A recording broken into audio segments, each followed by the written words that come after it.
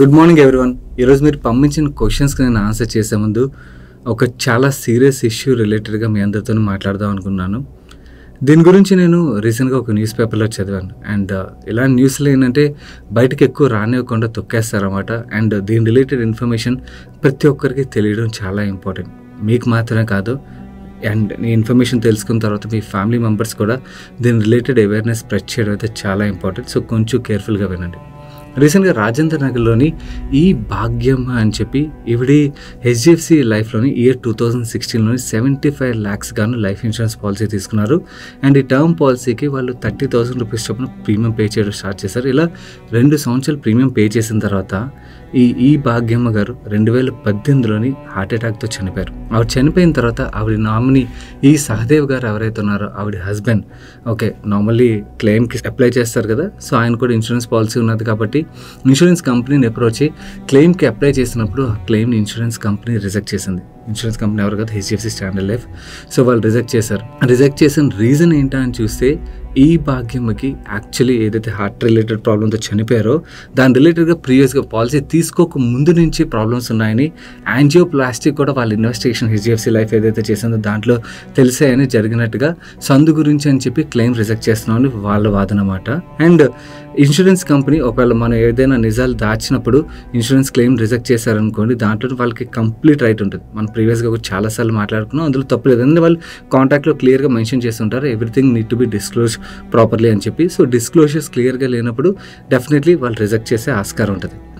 ఇక్కడ సహదేవ్ గారు ఏంటంటే ఆవిడకి పాలసీ తీసుకోకముందు ఈ ప్రాబ్లం లేదని చెప్పి, ఆయనకి హస్బెండ్ కాబట్టి తెలుసు కదా. సో ఆయన ఏంటంటే దీని రిలేటెడ్గా కన్స్యూమర్ కోర్టుకు వెళ్ళి అక్కడ కోర్టులో కేసు వేశారు. అండ్ కేసు వేసిన తర్వాత హెచ్డిఎఫ్సి యొక్క లాయర్ ఎవరైతే ఉన్నారో వాళ్ళ దగ్గర ఉన్న ప్రూఫ్స్ అన్నిటిని కూడా కోర్టుకి సబ్మిట్ చేశారు. ఆ కోర్టుకి సబ్మిట్ చేసిన ప్రూఫ్స్లో ఏమున్నాయంటే ఆ రిపోర్ట్స్ సిగ్మా హాస్పిటల్గా వీళ్ళు సబ్మిట్ చేశారు. అండ్ ఆ రిపోర్ట్స్లో సైన్ చేసిన డాక్టర్ కే అనూప్ కుమార్ గారు అన్నమాట. ఆయన సైన్ చేసినట్టుగా హెచ్డిఎఫ్సి అయితే ప్రూఫ్ సబ్మిట్ చేసింది. దాని తర్వాత కోర్టు డాక్టర్ కే అనూప్ కుమార్ గారు ఎవరైతే ఉన్నారో ఆయన్ని పిలిచి ఇలా ముందు జరిగింది ఏంటంటే ఇన్వెస్టిగేట్ చేస్తారు కదా. సో దానిలో భాగంగా ఆయన పిలిచినప్పుడు ఆయన చెప్పిన షాకింగ్ థింగ్ ఏంటంటే, నేను ఏదైతే వీళ్ళు రిపోర్ట్స్ డేట్లు చూపిస్తున్నారో అప్పటికి నేను హాస్పిటల్లో జాయిన్ అవ్వలేదు, ఆ సంతకం నాది కాదు, ఫోర్జరీ చేశారు ఇన్సూరెన్స్ కంపెనీ వాళ్ళని చెప్పి ఆయన చెప్పడంతో కోర్టు ఇన్సూరెన్స్ కంపెనీని ఆ 75 లక్షలతో పాటు 7% ఇంట్రెస్ట్ అప్పటి నుంచి ఏదైతే క్లెయిమ్ పే చేయాల్సి ఉన్నదో అప్పటివరకు క్యాలిక్యులేట్ చేసి అండ్ కోర్టు రిలేటెడ్ ఛార్జెస్ ఏవైతే వాటిని కూడా ఇన్సూరెన్స్ కంపెనీని పే చేయమని అయితే ఆదేశించింది. దీనివల్ల ఆ నామినీకి ఆ డబ్బులు అయితే వచ్చాయి. ఇక్కడ ప్రాబ్లం అక్కడితో ఎండ్ అవ్వలేదు, ఇక్కడ నుంచి ప్రాబ్లమ్స్ చాలా ఉన్నాయి. ఫస్ట్ థింగ్, మనం ఏదైనా ఇన్సూరెన్స్ కంపెనీకి ప్రీమియం ఎందుకు పే చేస్తాం? మనకి ఏదైనా రిస్క్ జరిగినట్టయితే మన డిపెండెన్స్ ఎవరైతే ఉన్నారో వాళ్ళు ఫైనాన్షియలీ ట్రబుల్లో పడరు అని చెప్పి వాళ్ళని నమ్మి మనం ఇన్సూరెన్స్కి ప్రీమియం పే చేస్తాం కదా. అలాంటప్పుడు హెచ్డిఎఫ్సి లైఫ్ చేసింది న్యాయమా? కాదు కదా. హెచ్డిఎఫ్సి లైఫ్ ఇలా ఎలా చేస్తుంది? ఎందుకంటే ఎంతోమంది కొన్ని లక్షల కోట్ల మంది ప్రతి సంవత్సరం ఇలా ప్రీమియంలు కడుతున్నారు. హెచ్డిఎఫ్సి కాదు, ఎనీ ఇన్సూరెన్స్ కంపెనీ ఇలా చేసినట్టయితే అది కరెక్ట్ కాదు. ఎందుకంటే వాళ్ళ క్లెయిమ్ రిజెక్ట్ చేసి డబ్బులు సేవ్ చేసుకుందాం అని ఏదైతే ప్రయత్నం ఉన్నదో తప్పుడు డాక్యుమెంట్లు సబ్మిట్ చేసి నిజంగా ఒకవేళ వాళ్ళు హైడ్ చేసి దాని తర్వాత వీళ్ళు రిజెక్ట్ చేశారనుకోండి, అది ఎవరైతే పాలసీ హోల్డర్ ఉన్నారో పాలసీ హోల్డర్ ఒక తప్పు అవుతుంది. కానీ అలా కాకుండా ఇలా చేయడం అన్నది అసలు కరెక్టే కాదు. మీరేమనుకున్నారు? నేనైతే I don't agree with it. I know, నేను ప్రీవియస్గా కూడా ఒక ఇన్సూరెన్స్ కంపెనీ రిలేటెడ్గా ఇలా మాట్లాడినప్పుడు ఆ ఇన్సూరెన్స్ కంపెనీ ఒక ఎంప్లాయీస్ అండ్ అలాగే వాళ్ళ ఏజెన్సీ వీళ్ళందరూ కూడా థ్రెటనింగ్ మెయిల్ పంపించడం ఇవన్నీ చేస్తారు. ఐ నో ఇప్పుడు కూడా పంపిస్తారని చెప్పి. మీరు నాకు పంపించడం కాదు, నేను అడుగుతున్నాను చూడండి, మీరు మీ కంపెనీని వెళ్ళి అడగండి. మీరు ఏమని చెప్పి అమ్ముంటారు? మీరు ఏదైతే ఇన్సూరెన్స్ పాలసీ తీసుకున్నారో మీకు ఏమైనా రిస్క్ జరిగితే మీ డిపెండెన్స్ ప్రాబ్లంలో పడరని చెప్పి అమ్ముతారు కదా. అలా అమ్మిన తర్వాత వాళ్ళకి ఏదైనా నిజంగా జరిగినప్పుడు వాళ్ళ ఫ్యామిలీకి ఆ డబ్బులు రాలేదనుకోండి, వాళ్ళ ఫ్యామిలీ రోడ్డు మీకు వచ్చేస్తారు. వాళ్ళు రాకూడదనే కదా ప్రీమియం కట్టారు వాళ్ళు. అండ్ ఇన్ఫ్యాక్ట్ మీరు కూడా ఆలోచించండి, ఇదే పని ఇన్సూరెన్స్ కంపెనీ మీ ఫ్యామిలీకి చేసింది అనుకోండి, అది కరెక్టా? కాదు కదా. సో ఇన్సూరెన్స్ కంపెనీలు ఇలా చేయడం అన్నది అస్సలు కరెక్ట్ కాదు. అండ్ ఇన్సూరెన్స్ కంపెనీలు ఇలా చేయకుండా ఉంటాయంటే లేదు. సో మరి చేయకుండా ఉన్నప్పుడు మనం ప్రీమియం కట్టడం తప్ప, మన టర్మ్ ఇన్సూరెన్స్ తీసుకోవడం తప్ప అంటే టర్మ్ ఇన్సూరెన్స్ తీసుకోకపోతే మనం ఆ రిస్క్ని అలాగే వదిలేస్తాం. కానీ టర్మ్ ఇన్సూరెన్స్ తీసుకున్న తర్వాత మనం తీసుకోవాల్సిన కొన్ని జాగ్రత్తలు ఉన్నాయి. ఇది చాలా ఇంపార్టెంట్. రేపు ఉదయం మన కేసులో కూడా ఇలా జరిగితే మన డిపెండెన్స్ నిస్సహాయతతోని ఏం చేయలేమని చెప్పి వదిలేయకుండా, ఈ case one of the best example అన్నమాట. ఏంటంటే ఫైట్ చేస్తే మన తరపు నుంచి తప్పు లేనప్పుడు వచ్చినప్పుడు ఫైట్ చేయడం తప్పులేదు, అండ్ ఫైట్ చేస్తే మన డబ్బులు మనకి వెనక్కి వస్తాయి. సో ఇది మీ డిపెండెన్స్కి అయితే తప్పకుండా చెప్పాలి. రేపొద్దు ఏ రిజెక్షన్ వచ్చినా కూడా, అంటే ముందు జరిగిందని చెప్పి, ఒకవేళ మనకి నేను ప్రీవియస్గా ఈవెన్ టర్మ్ ఇన్సూరెన్స్ వీడియోలో కూడా చెప్పాను, మనకి ఇన్సూరెన్స్ పాలసీ తీసుకున్న తర్వాత ఏదైనా హెల్త్ రిలేటెడ్ ఇష్యూస్ వచ్చాయనుకోండి, మేజర్ ఇష్యూస్ వచ్చినప్పుడు ఆ రిపోర్ట్స్, ఫస్ట్ డయాగ్నోసిస్ రిపోర్ట్ ఏదైతే ఉంటుందో దాన్ని మనం సేవ్ చేసి ఉంచుకోవడం బెటర్ అని చెప్పి. ఎందుకంటే అవి సేవ్ చేసి ఉంచుకోవడం వల్ల రేపొద్దు ఇలాంటి ప్రాబ్లమ్స్ వచ్చినప్పుడు మన డేటాను అయితే సబ్మిట్ చేయొచ్చు అన్నమాట. సో అవి సేవ్ చేసుకోండి. ఒకవేళ సేవ్ చేయకపోయినా కూడా, ఒకవేళ మనకు ముందు నుంచి లేదు, మనం ఏం దాయలేదు, ఇన్సూరెన్స్ కంపెనీ రిజెక్ట్ చేసింది అనుకోండి, మనం ఫైట్ చేయాలి. ఫైట్ చేస్తే మన డబ్బులు అయితే మనకు వెనక్కి వస్తాయి. సో వెంటనే మీ నామినీస్ ఎవరైతే ఉంటారో, మీ నామినీసే కాదు, even me friends and family కూడా చాలామంది టర్మ్ ఇన్సూరెన్స్ పాలసీలు అయితే తీసుకుని ఉంటారు కదా, వాళ్ళందరికీ ఇన్ఫర్మేషన్ అయితే తప్పకుండా స్ప్రెడ్ చేయండి. ఏదో వీడియో షేర్ చేయడం ద్వారా కానీ, లేకపోతే మీరు ఈ మెసేజ్ మీ తరపు నుంచి మీరు పాస్ చేయడం ద్వారా కానీ ఇది స్ప్రెడ్ చేయాలి. న్యూస్లు ఏంటంటే ఇలాంటి ఇంపార్టెంట్ న్యూస్ని తొక్కేస్తారన్నమాట, బయటికి రానివ్వరు ఎవరికి. ఎందుకంటే బయటకు వస్తే అందరికీ అవేర్నెస్ పెరిగిపోతే, ఆయన ఫైట్ చేశారు కాబట్టి ఆయన డబ్బులు ఆయనకు వచ్చాయి, అలా ఫైట్ చేయకుండా ఉండిపోయే వాళ్ళు చాలామంది ఉంటారు కదా. సో అందు గురించి అని చెప్పి ఐ థాట్ దీని రిలేటెడ్గా మన వాళ్ళతో మాట్లాడదాం. సో దట్ మన వాళ్ళతో మాట్లాడితే మీరు వెళ్ళి మీ ఫ్యామిలీతో మాట్లాడతారు, అండ్ మీ ఫ్రెండ్స్ అండ్ ఫ్యామిలీకి కూడా ఈ న్యూస్ని స్ప్రెడ్ చేస్తారు. సో దట్ యాక్చువల్లీ మనం రేపొద్దు వాళ్ళకి ఏదైనా ట్రబుల్ అయినప్పుడు ఎంతో కొంత ప్రొటెక్ట్ చేసినట్టు అవుతుందని ఇన్ఫర్మేషన్ అయితే షేర్ చేస్తున్నాను. But again saying this, HDFC మీరు చేసింది మాత్రం అరాచకం. మన నెక్స్ట్ క్వశ్చన్ చూసినట్టయితే నేచర్ మోడ్ అండ్ హ్యాండిల్ నుంచి వచ్చింది. ఆయన I really love your knowledge sharing. My question is about access gates. Is it good time to enter when they are going down due to bad results? And also I have entered Medi Assist after watching your IPO video, and I also love asset light companies. Can I accumulate more for long term, 2 to 3 years? Okay, and see, access gates రిలేటెడ్గా మాట్లాడుకోవాలంటే, ఒకటి వాళ్ళ defence business అయితే it is doing really good. In fact ఆర్డర్లు కూడా బాగా వస్తున్నాయి. And Mistral వాళ్ళు ఏదైతే కంపెనీని అక్వైర్ చేశారో వాళ్ళు డెవలప్ చేసిన ప్రొడక్ట్స్ రిలేటెడ్గా కూడా మంచి డిమాండ్ అయితే ఫ్యూచర్లో చూడొచ్చు. అండ్ యాంటీ డ్రోన్ రిలేటెడ్ ఏవైతే వాళ్ళు ఎక్విప్మెంట్ సప్లై చేయాలో ఈ సంవత్సరంలో ఆ సప్లైస్ కూడా జరుగుతాయి కాబట్టి ఆ నెంబర్స్ కూడా వస్తాయి. స్టాక్ ఇంతలా పడ్డానికి ఆల్మోస్ట్ 40% పైన కరెక్ట్ అయినట్టుంది పీక్ నుంచి మనం చూసినట్టయితే. ఇంతలా కరెక్ట్ అవడానికి వన్ ఆఫ్ ద రీజన్ ఏంటంటే, మనం ప్రీవియస్గా కూడా మాట్లాడుకుంటూ వస్తున్నాం, Chinese dumping globally EV side బాగా జరుగుతుంది ఆటో ఇండస్ట్రీలో అని చెప్పి మాట్లాడుకున్నాం కదా. ఆ డంపింగ్ వల్ల వీళ్ళ ఆటో క్లయింట్స్ ఎవరైతే ఉన్నారో వాళ్ళ దగ్గర నుంచి కొంచెం సాఫ్ట్వేర్ కనబడుతున్నట్టుగా అయితే మేనేజ్మెంట్ ఈ కాన్ఫరెన్స్ కాల్ రిజల్ట్స్ తర్వాత కామెంట్ చేశారు. దాని తర్వాత స్టాక్ ఇంకా పడింది. That's a temporary problem. Okay, కొన్నాళ్ళు ఉంటుంది. బట్ ఆటో వర్టికల్ వదిలేస్తే మిగిలిన అన్ని verticals they are doing really good. Aerospace vertical అయితే చాలా మంచి గ్రోత్ చూస్తున్నారు, అండ్ డిఫెన్స్ వర్టికల్ అయితే చాలా మంచి గ్రోత్ చూస్తున్నారు. Somebody was risk update suit అవుతుంది అండ్ బిజినెస్ నచ్చింది అనుకున్నట్టయితే ఐ ఫీల్ ఈ కరెక్షన్ ఈజ్ గుడ్ అన్నది నా వ్యూ. మీరు కూడా మీ తరపు నుంచి వర్క్ అయితే చేయండి. And disclosure, you guys know I hold this stock, ఇంకా లోవర్ లెవెల్స్ నుంచి హోల్డ్ చేస్తూ ఉన్నాను. అండ్ ఐ ఫీల్ ఈ కరెక్షన్ ఈజ్ గుడ్ అన్నది నా opinion. Though I have not added, ఎందుకంటే నా దగ్గర లిక్విడిటీ యాడ్ చేయడానికి ఇప్పుడు లేదు కాబట్టి I have not added. Maybe liquidity వస్తే I may think of adding as well. But I feel yes it's a good price no. And second, medi assist విషయంకి వచ్చేసరికి, రీసెంట్ ఐపీఓ, మీకు ఐపీఓ వీడియోలో complete information దొరుకుతుంది. Company is good, but వాల్యుయేషన్సే కొంచెం expensive. So ఇలాంటి ఏదైనా mass correction వచ్చాయనుకోండి, దట్స్ ఎ గుడ్ ఆపర్చునిటీ అనమాట. కంపెనీ పరంగా అయితే మాత్రం it's a good company to have in portfolio.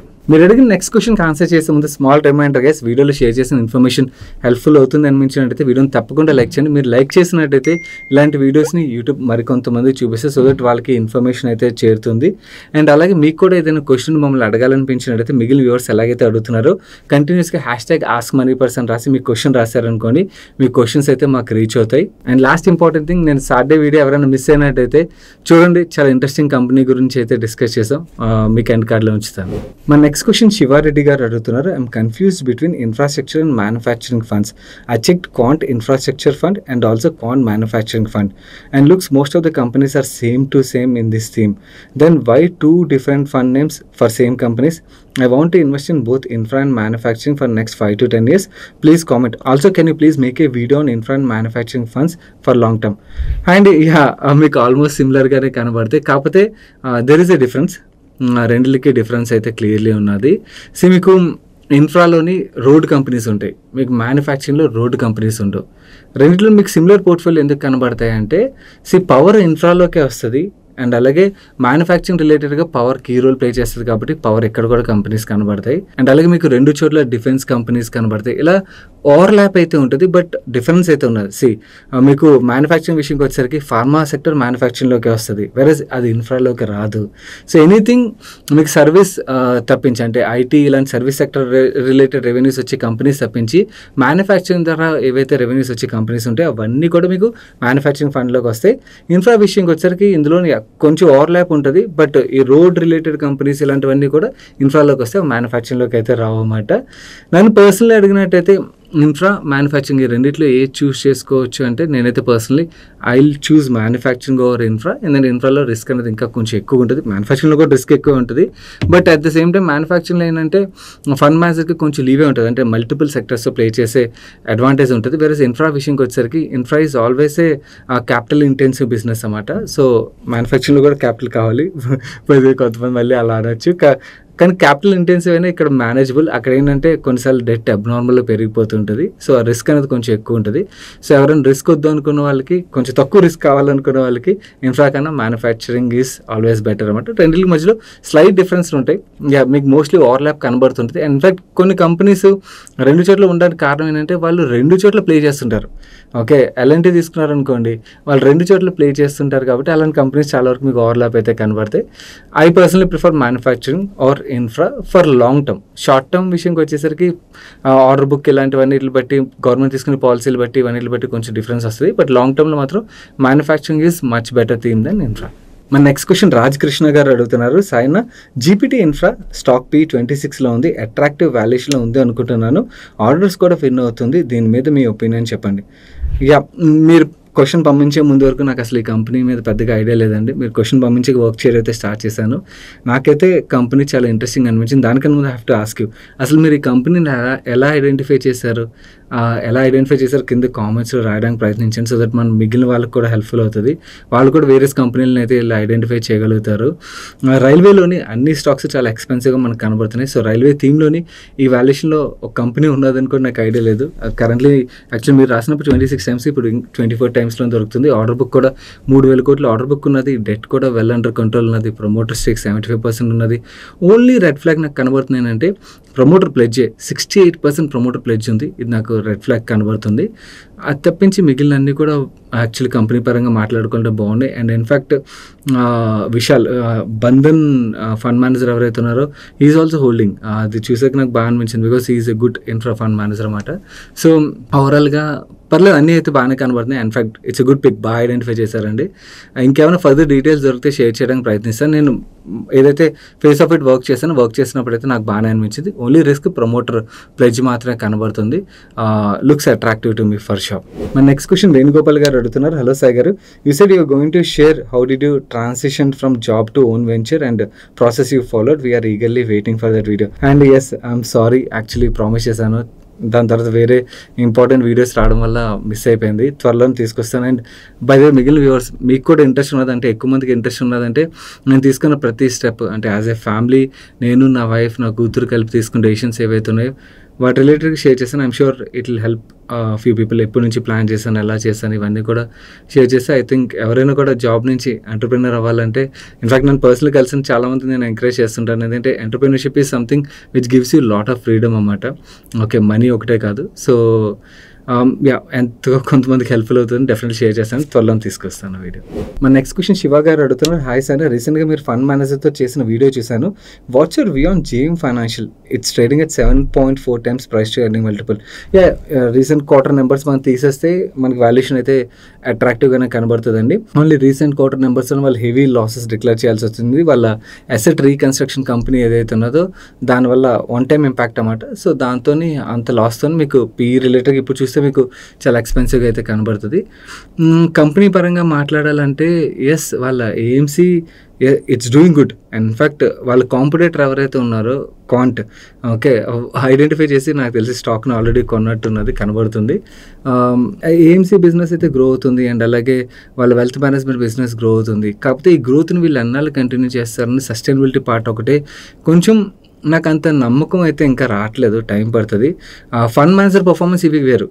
ఆ fund manager my do well, but as a company, ఎందుకంటే ఇది కొత్త కంపెనీ కాదు కదా, చాలా సంవత్సరాల నుంచి ఉన్నది. చాలా సైకిల్స్లోని వీళ్ళు ప్రతిసారి గ్రో అవుతారు అనుకున్నప్పుడల్లా కూడా కంపెనీ గ్రో అవ్వలేదన్నమాట. సో ఈసారైనా కూడా గ్రోత్ కంటిన్యూ చేస్తారా అండ్ నెక్స్ట్ లెవెల్ తీసుకెళ్తారా లేదా అనేది చూడాల్సి ఉన్నది.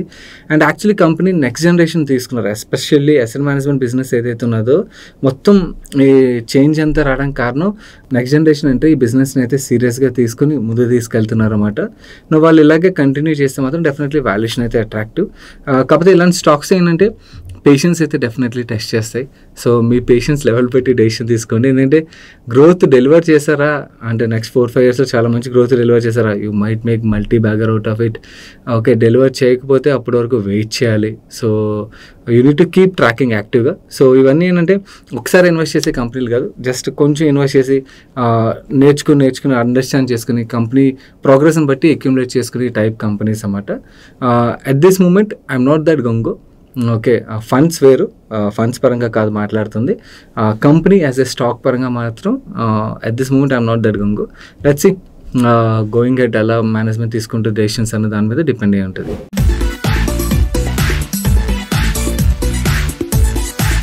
నోటి సండే ఫండే టైం. ఈసారి సండే ఫండే సజెషన్ విషయంకి వచ్చేసరికి చాలా అండర్ రేటెడ్ మూవీ ఇది.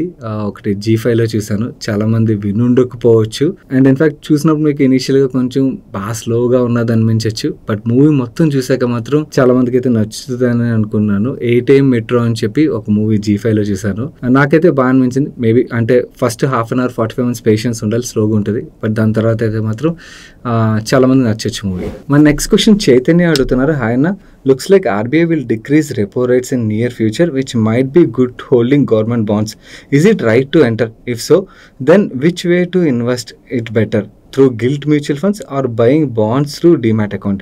హాయ్ చైతన్య, మీరు షార్ట్ టర్మ్ గురించి ఆలోచిస్తున్నారు అనుకున్నాను. అంటే రేట్ కట్స్ అవి నెక్స్ట్ 2-3 years జరిగాయి అనుకోండి, ఒక 3-4 years టైం పీరియడ్లో ఆలోచిస్తున్నట్టయితే మాత్రం gilt funds would be better. కాకపోతే గిల్ట్ ఫండ్స్లో కొంచెం ఇంకా రిస్క్ ఎక్కువ ఉంటుంది. దానికన్నా కూడా నన్ను అడిగినట్లయితే if you want to play interest rate cut theme ఏదైతే ఉన్నదో డైనమిక్ బాండ్ ఫండ్స్ అని ఉంటాయి, వాటిని ఒకసారి చూడండి. దాంట్లో ఏంటంటే ఫండ్ మేనేజర్స్ మార్కెట్ కండిషన్స్ బట్టి మాడిఫైడ్ డ్యూరేషన్ ఏదైతే ఉంటుందో దాన్ని as low as less than 1 year తీసుకెళ్ళగలరు, అండ్ అలాగే యాజ్ హై యాజ్ 5-6-7 years కూడా తీసుకెళ్ళగలరు అనమాట. ఆ ఫ్లెక్సిబిలిటీ ఉంటుంది కాబట్టి నెక్స్ట్ రేట్ కట్ స్టార్ట్ అవుతాయి అనగానే వాళ్ళు డ్యూరేషన్ పెంచుకెళ్ళిపోతారు. సో ఆ డ్యూరేషన్ రిలేటెడ్ అడ్వాంటేజ్ అయితే ఈ డైనమిక్ బాండ్ ఫండ్స్కి అయితే వస్తుంది. కాకపోతే again these are volatile funds. Volatility okay అనుకున్నట్టయితే మాత్రం ఎస్, రేట్ కట్స్ జరిగాయి అనుకోండి నెక్స్ట్ 3-4 yearsలో ఆ double digit growth even debt ఫండ్స్లో మనం చూసే ఆస్కారం కూడా ఉంటుంది. It's a rare opportunity. కాకపోతే చాలామంది ఇన్వెస్టర్స్ డెట్ ఫండ్స్ని చూడరు, కానీ double digit return safe debt ఫండ్స్లో సంపాదించడం అనేది చాలా రేర్ ఛాన్స్ అన్నమాట. So this is one such kind of scenario. You can definitely look at both the categories. Guilt ఇంకా కొంచెం volatile, dynamic is better, are corporate bond medium term is also fine. My next question, Vamsi Manoj adugutunnaru. Hi Sagar, this is Vamsi from Hyderabad. Recently I came across your podcast regarding the stock market and financial discipline. It's truly fantastic. In that video, while talking about power demand, you mentioned that we are going to see demand for wires and switches and manufacturing companies. In the same space, I have identified a stock which is Precision Wires and would like to invest in the company for long term, 1 to 2 years minimum. Please advise if this can be a good investment or not. Yeah, good pick Andy. See, Precision Wires related one of my friend ఆయన hold చేస్తారన్నమాట. I know this company from him from long time. So ఈ company పరంగా వీళ్ళు winding wire segment ఏదైతే ఉన్నదో వీళ్ళ brand melon అని చెప్పి 40% మార్కెట్ షేర్ అయితే వీళ్ళు హోల్డ్ చేస్తున్నారు. అండ్ వీళ్ళు కెపాసిటీస్ కూడా యాడ్ చేసుకుంటూ వెళ్తున్నారు. క్లయింట్ బేస్ కూడా మనకి CG పవర్ ఇలాంటి చాలా కంపెనీస్ కనబడతాయి అన్నమాట. అండ్ ఇన్ఫాక్ట్ ఇంటర్నేషనల్ కంపెనీ అంటే బయటకు చెప్పరు, కానీ ఎందుకంటే ఆ క్లయింట్ ఒప్పుకోడు కాబట్టి one of the international large EV OEMకి వీళ్ళు సప్లై కూడా చేస్తారని అయితే ఇన్ఫో ఉన్నదన్నమాట. సో కాపర్ డిమాండ్ పెరుగుతున్నది అనుకోండి, వైర్స్ రిలేటెడ్ డిమాండ్ పెరుగుతున్న కొద్దీ అదైతే పెరుగుతున్న కొద్దీ వీళ్ళకి కూడా గ్రోత్ ఉంటుంది. కాకపోతే ఇట్స్ ఏ స్లో మూవర్. ఇక్కడ నుంచి మంచి ర్యాలీ అయిపోయింది కాబట్టి స్లో మూవర్ అని గుర్తుంచుకోండి. But definitely it's a good company. My next question Sharan అడుగుతున్నారు. I asked ChatGPT how much money I need to live comfortably from my 50 years, and if I live up to 100 years and my monthly expense would be 2 lakh rupees per month. The key variables I gave were 2 lakh rupees monthly expense, I live for 50 years from my age of 50 years, and inflation 6%, and rate of return expected is 8%. And it gave me a number saying I need 61 crore 39 lakhs. Now I am in state of depression. I can't accumulate 61 crores. What should I do? Okay. Let's see అండి. Okay. మీ age ఇవ్వలేదు. Age ఇస్తే నేను actually ఎంత invest చేయాలో కూడా చెప్పేస్తాను. Okay done. అది పక్కన పెడితే ఫస్ట్ అసలు 50 ఇయర్స్ నుంచి ఒకవేళ ఎవరైనా కూడా 100 ఇయర్స్ వరకు బతికేటట్టయితే per month 2 lakhs expense and same inflation return rates add చేసినట్టయితే ఎంత కావాలన్నది మీకు ఎక్సెల్కి తీసుకెళ్ళి చూపిస్తాను. మీరు చెప్పిన నెంబర్స్ అని ఇన్పుట్ చేస్తానండి. 24 lakhs కనబడితే 2 lakhs పర్ మంత్ కాబట్టి మిగిలిన అన్ని డేటా సేమ్ అదే ఇన్పుట్ చేశాను. దెన్ యాక్చువల్ మీకు 60 కోట్లు అవసరం లేదండి. మీకు ఆ టైంకి 7,72,00,000 ఉంటే సరిపోద్ది. I don't know me current age నాకు తెలిస్తే ఎంత ఇన్వెస్ట్ చేయాలన్నది కూడా పార్ట్ క్యాలిక్యులేట్ చేసేవాడిని. ఓకే. అందుకని చార్ట్ జీపీటీలో అడగకుండా మనంతటి మనం ఎక్సెల్లో క్యాలిక్యులేట్ చేసుకుని బట్టి మీరు ఇచ్చిన నెంబర్స్ బట్టి నాకు వచ్చిన ఎగ్జాక్ట్ నెంబర్ ఇది. సో 7,72,00,000 అప్రాక్సిమేట్లీ 8 crores ఉంటే సరిపోద్ది. ఐ థింక్ మీ ఏదైతే టెన్షన్ ఉన్నదో తగ్గించాను అనుకున్నాను. అండ్ ఈ ఎక్సెల్ కూడా మీకు టెలిగ్రామ్ ఛానల్లో షేర్ చేశాను. You can download and use it. And ఇక్కడ నుంచి మీరు రివర్స్ క్యాలిక్యులేషన్ ఇన్వెస్ట్ మన రిటైర్మెంట్ క్యాలిక్యులేటర్ ఉంటుంది కదా, అది యూజ్ చేసుకుంటే సరిపోతుంది. So that's it for today's ask money by show guys. ఇప్పటివరకు వీడియోని లైక్ చేయనట్టయితే వీడియోని లైక్ చేస్తూ మీ ఫ్రెండ్స్ అండ్ ఫ్యామిలీ మెంబర్స్కి వీడియో హెల్ప్ఫుల్ అవుతుంది అనిపించినట్టయితే వాళ్ళు తప్పకుండా షేర్ చేయండి. నేను సాయి కృష్ణ పత్రి మరొక మంచి వీడియోతో మీ ముందుకు వస్తాను. Till then bye bye, take care.